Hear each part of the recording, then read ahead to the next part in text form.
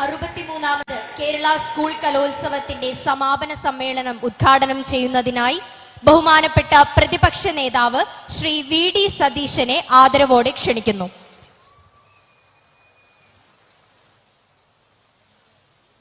പ്രിയങ്കരനായ അധ്യക്ഷൻ മന്ത്രി ശ്രീ GR അനിൽ, വേദിയിലും സദസ്സിലും ഇരിക്കുന്ന വിശിഷ്ടാതിഥികളെ, ഏറ്റവും പ്രിയപ്പെട്ടവരെ, ഞാൻ ഇന്ന് ആലോചിക്കുകയായിരുന്നു, എന്തൊരു വൈബാണ് ഈ പരിപാടിക്ക്. നമുക്ക് ഒരിക്കലും ഇത്തരം ഒരു പരിപാടി നമുക്ക് കേരളത്തിൽ നമുക്ക് കാണാൻ കഴിയും. ഈ സംസ്ഥാനം നടത്തുന്ന ഏറ്റവും വലിയ പരിപാടിയാണ് സ്കൂൾ യുവജനോത്സവം. ലോകത്തിന്റെ മുമ്പിൽ നമുക്ക് അഭിമാനത്തോടെ ഒരാൾക്കും ഇതിന് കഴിയില്ല എന്ന് പറഞ്ഞുകൊണ്ട് തലയെടുപ്പോട് കൂടി പറയാൻ കഴിയുന്ന പരിപാടിയാണ് സംസ്ഥാന സ്കൂൾ യുവജനോത്സവം. സത്യത്തിൽ 4-5 ദിവസം ഈ സ്കൂൾ യൂത്ത് ഫെസ്റ്റിവലുമായി ബന്ധപ്പെട്ട് തിരുവനന്തപുരത്ത് നിന്നപ്പോൾ എനിക്ക് തോന്നിയത് ഒരു 10 വയസ്സിൻ്റെയെങ്കിലും പ്രായം എനിക്ക് കുറഞ്ഞെന്നാണ്. എല്ലാവരെയും ബാല്യത്തിലേക്കും കൗമാരത്തിലേക്കും അവരുടെ ഗൃഹാതുരത്വം നിറഞ്ഞ സ്മരണകളിലേക്കും എല്ലാം കൈപിടിച്ച് കൂട്ടിക്കൊണ്ടുപോകുന്നതാണ് ഈ കുട്ടികളുടെ വിസ്മയകരമായ പരിപാടികൾ എന്ന് ഞാൻ പ്രത്യേകം പറയാൻ ആഗ്രഹിക്കുന്നു. ഓരോ പരിപാടിയിലെയും പെർഫെക്ഷൻ. ഞാൻ ഇന്നലെ രാത്രി കിടന്നപ്പോൾ ആലോചിച്ചു, ഞാനിവിടെ ഗ്രൂപ്പ് ഡാൻസ് കാണാൻ ഈ സ്റ്റേജിൽ വന്നിരുന്നു. ഞാൻ ഓർത്തത് ഇതിന്റെ ജൂറിയെ കുറിച്ചാണ്, ജഡ്ജിമാരെ കുറിച്ചാണ്. ഇവരെങ്ങനെ മാർക്കിടും? അത്ര പെർഫെക്ഷനാണ് ഓരോ ഡാൻസും വരുന്നത്.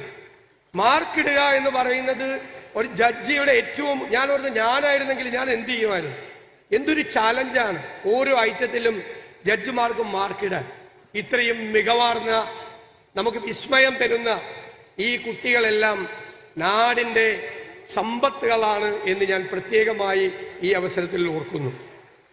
ഈ അനന്തപുരിയിൽ, ഈ തലസ്ഥാന നഗരിയിൽ നടന്ന ഈ യുവജനോത്സവം പരാതികളില്ലാതെ ഭംഗിയായി തീർക്കാൻ കഴിഞ്ഞതിന് ഞാൻ ബഹുമാന്യനായ വിദ്യാഭ്യാസ വകുപ്പ് മന്ത്രി ശ്രീ ശിവൻകുട്ടിയെയും വിദ്യാഭ്യാസ വകുപ്പിനെയും അധ്യാപക സംഘടനകളെയും ഇതുമായി ബന്ധപ്പെട്ട് പ്രവർത്തിച്ച മുഴുവൻ പേരെയും പ്രത്യേകമായി അഭിനന്ദിക്കാൻ ആഗ്രഹിക്കുക. ഞാൻ ഇടയ്ക്ക് വിദ്യാഭ്യാസ മന്ത്രി വിളിക്കും. അപ്പം എന്നോട് പറഞ്ഞു, എനിക്ക് ഭയങ്കര ടെൻഷനാണെന്ന് പറയും.